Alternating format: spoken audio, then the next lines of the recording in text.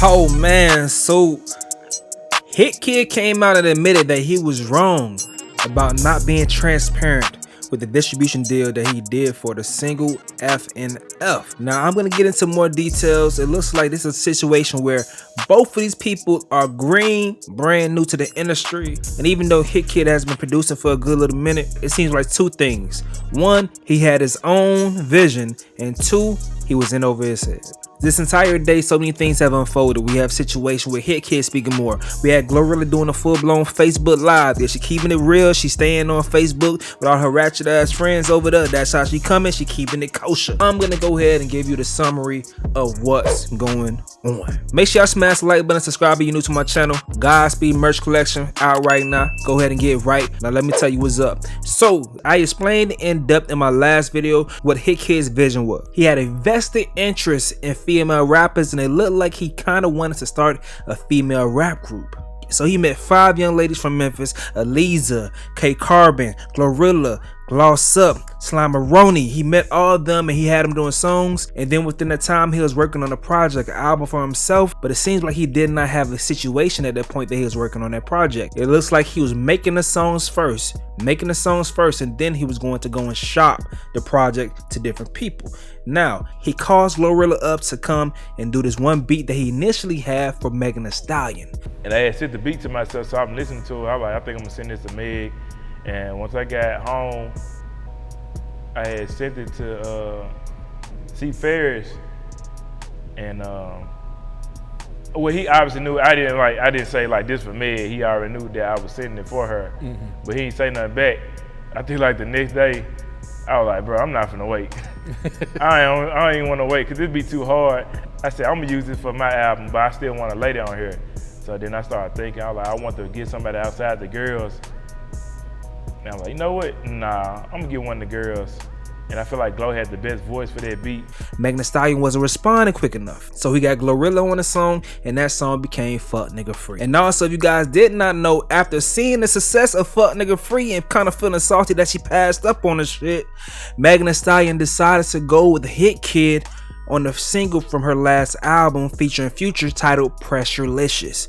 So yeah, that was produced by HitKidd right there. But let's get back to the story. Fuck Nigga Free goes up, it goes stupid. At this point in time, HitKidd is like, okay, this single's doing great. Now it's time to exercise my master plan. Since my song with this girl blew up, and she already raps with these other girls on several different songs, let me go ahead and get a distribution deal so I can get a budget to make a project with all these girls. So HitKidd went and did a distribution deal with an advance for $50K to go ahead and produce an album that featured the girls.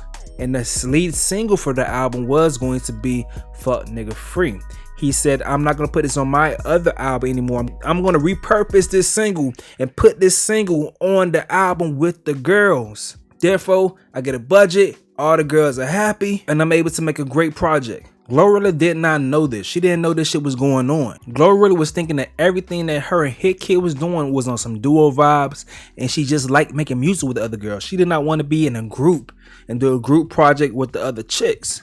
But after that point, based on both sides' stories, HitKidd and Glorilla continued to do more and more meetings with different record labels that was trying to sign Glorilla. HitKidd in his mind like, okay, they're trying to sign her for the song. Nah, they gotta sign her as the artist, you know? And of course they can't sign her for the song without signing him because the song belongs to him. Now HitKidd admitted that he would go into the meetings with these different people and fuck up. But at this time, this is like my first time really meeting with all these labels, and you know what I'm saying? Like, I'm at the same time, I know some stuff, but I don't know everything. Glorilla would start having record label meetings by herself. Now, I seen people that was kind of like messed up with her southern accent, so I'm gonna go ahead and speak for Glorilla right here. I'm gonna go ahead and say everything she was saying in the live to get you guys up on what was going on. Almost all the record labels in the game was offering her contracts, but they needed that song to be included in the deal.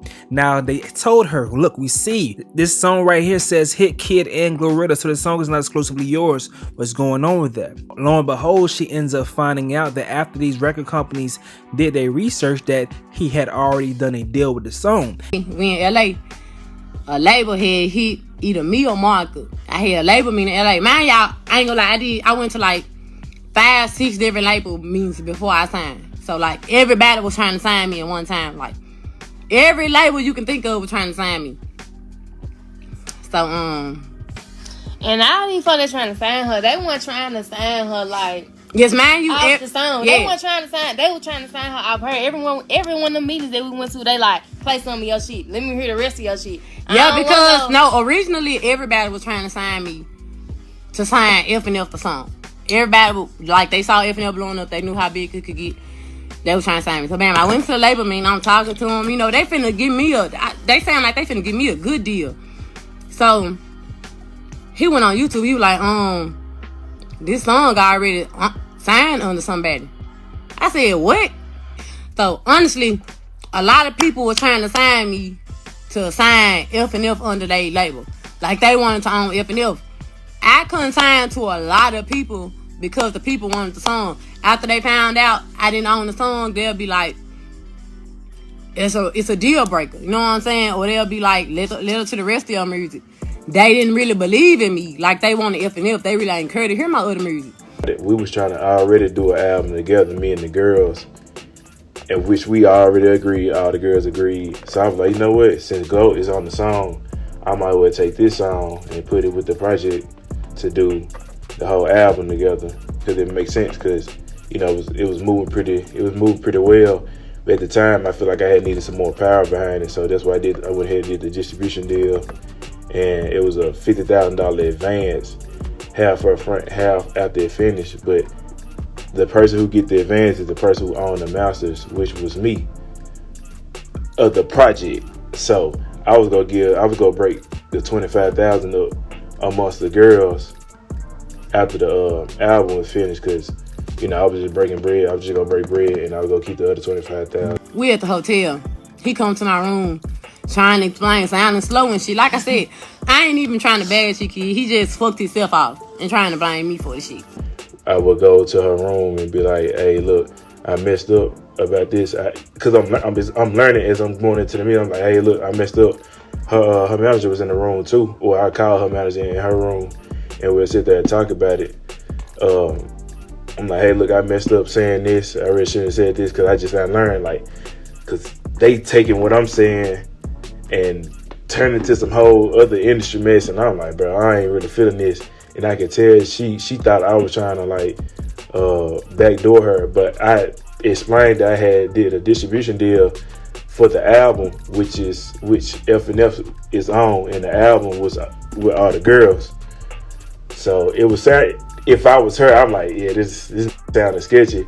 But I was trying to word it to it wasn't sketchy, but I was trying to word it to make sure she understood and that her manager understood. But I was like, bro, we gotta be on the same page, because at first when we went out to LA, we went out on the same page. Now, in some instances, what could have happened is that HitKidd, if he never done a deal for the song, if he wasn't thinking just for his vision as far as, you know, doing a group project, if he was just thinking as an individual, he could have been able to say, okay, we can go ahead and get a deal for this one song, and that could be leveraged for you, and then from that point, they can go ahead and give you a deal also for an LP or EP for an album as well. But he was thinking, I'm gonna leverage this song to get more out of a record company. But that wasn't clear to Glorilla. She didn't know what was going on. So of course, he admitted himself that he understood that she looked at him like, you doing bad business, because she should not have found out that he did a distribution deal for the song in that manner. And I'm gonna tell y'all this right here. It's okay if he goes and get a distribution deal though. It's his song. But the problem came with Glorilla and him is that he leveraged Glorilla in his distribution deal. He signed the deal behind my back. I didn't sign. He supposed to have my fucking. And he signed the deal with the song.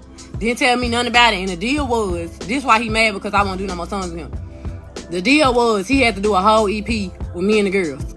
So that's why he was trying to talk me into being in the group again. And I'm like, why you trying to make me be in the group again? No, I'm blowing up solo. All of us can blow up solo. Like, I been said I didn't want to do the group.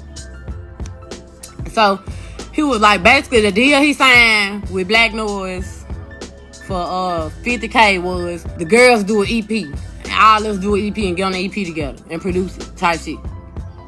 I didn't do that. Like I said, that fucked up his whole deal really. Because originally I was on the Shabuya song. I didn't get on it because of all this fuck shit that's going on with him. He mad about that too, because I didn't get on. like I was on the original on the Chabuya song.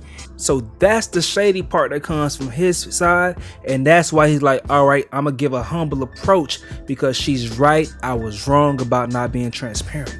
That was the point. Going over about the $50,000. I could have went about it a better way. Most of the record companies pulled away because they realized I'm not gonna be able to make any money off of Fuck Nigga Free. Yo Gotti called. Yo Gotti called and said, what's up with your situation? She explained everything to him, and then he's like, okay, I'm understanding that I can't sign you for Fuck Nigga Free. Show me what else you got. She flew down to Miami on a yacht, and she played all the other music that she had for Yo Gotti. He heard Tomorrow and Blessed, and from that point, Yo Gotti was fucking with her heavy. He was ready to go ahead and make a deal happen. Opposed to what was said in the previous video, I reported that HitKidd said that Glorilla used CMG lawyers in. Glorilla said that it's false, that she did not use CMG lawyers. He's saying I use CMG lawyers. My lawyer is not a CMG lawyer. He was trying to get me to use his lawyer though. He was like, use my lawyer, use my lawyer. No, I'm not using your lawyer, you mad because I'm not using your lawyer. I used another lawyer, and he not CMG lawyer. HitKidd came back and said, listen, I did tell her she could use my lawyers, but I also told her that it would be a conflict of interest if you would do that.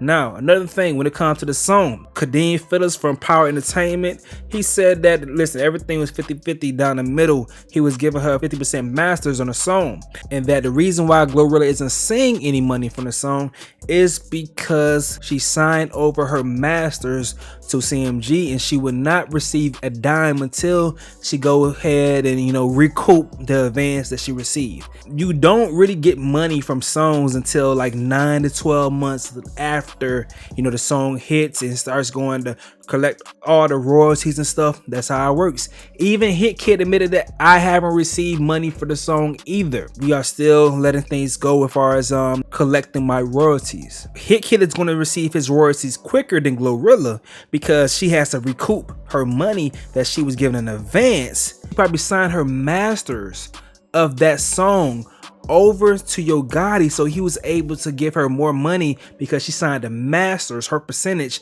over to him. So that's how Yo Gotti said I could get in on the deal in that way. But Glorilla said they are not offering 50% of royalties. That's a lie. That's what she said. She said they are not doing it.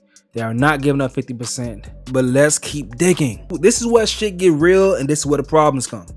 Glorilla is ready to put an album out, and she wants to put Fuck Nigga Free on her album. HitKidd has already done a deal to go ahead and include that song on his album that's going to feature the girls. Remember when I told y'all in the last video this is very, very similar to the situation with Jeezy and Gucci Mane over the So Icy song?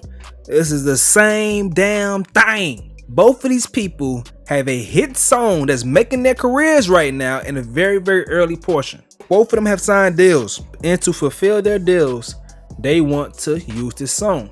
Glorilla, she doesn't have to, but she's playing with house money right now because she has a stronger record label, more money behind her to go ahead and fight in court. HitKidd, he has to use this song because he really has nothing else. So Glorilla's team, Yo Gotti, you know, Yo Gotti's also backed by Rock Nation and shit. They're coming and saying, we're gonna take this song and we're gonna fight y'all in court for this song so we can put this on his album. So they're trying to strong arm HitKidd, and HitKidd is left like, damn, I don't have a big team behind me to fight, but I'm gonna fight because my whole deal is left with this song. Like, this is my shit. This is all I got right now as far as what I own. Yes, I may go ahead and sell beats to other people, but as far as my single, this is my shit, and I need this to fulfill this deal. That's my analysis of the situation. That's where it's left off right now. Both of them are new to the game. Even though HitKidd, you know, does his thing production wise, it's different when you are an artist. It's different when you're trying to start, you know, get you a label or album deal. It's totally different. I think both people are sincere, and you know, you've heard stories of artists fucking producers over, producers fucking artists over. I think both people, you know, are kind of paranoid and not understanding that it's just the record companies that's winning all the time. It's the royalty, the publishing companies, they're the ones that's gonna win no matter what, because their system is their system, and it's on us to do our best to interpret it for ourselves and, you know, help each other out. Now, It's too much going on to, you know, for me to pick a side to say who's right or who's wrong. I think both are in critical conditions. But shit, HitK Kid admitted he was wrong. Glorilla did seem remorseful for calling homie sassy. She says she still has love for HitK Kid and all that good stuff. So it's just a situation that's kind of tough to be in. Glorilla said that HitK Kid feels salty because she gave Cardi B a paddock. I won Artist of the Year, but my song F&F ain't win. If F&F would have won, me and him would have won the award. Bam. That didn't happen. I won. Jealousy. And I swear to God, y'all, nigga, the other day for Cardi's birthday when I gave her that patty, because she was 100 about everything. She did everything the right way. She fucked with me genuinely and ain't, you know what I'm saying, wasn't looking on no extra shit. And even she said, I be telling her thank you. She be like, no, thank you. We helped each other out shit type shit. Gifted Cardi the patty. He been in his feelings like, why you mad because I'm giving Cardi a patty? Because it's her birthday? And because she a genuine person, I fuck with her, you think I owe you that. And I swear to God, that's what been making him go so ham. He retweeted something on Twitter that said I did and put the little fake like this. You probably could have got you some shit like that if you were. All this shit, you know, wild to me to see. I see y'all in the comment section. Shout out to Memphis. I see y'all talking and saying like, damn, y'all seen this was coming, but it is what it is. But let me know what y'all think in the comment section below. I'm gonna get up out of here though, man. I love doing hip-hop commentary. I love talking music. So I'm gonna do more of these things on my channel. These things, you know, it brings fun. It's fun for me. It brings peace to me. Then the normal ratchet shit that we talk about. But we still gonna be doing all that stuff though. But it's your boy Stacy. Yo.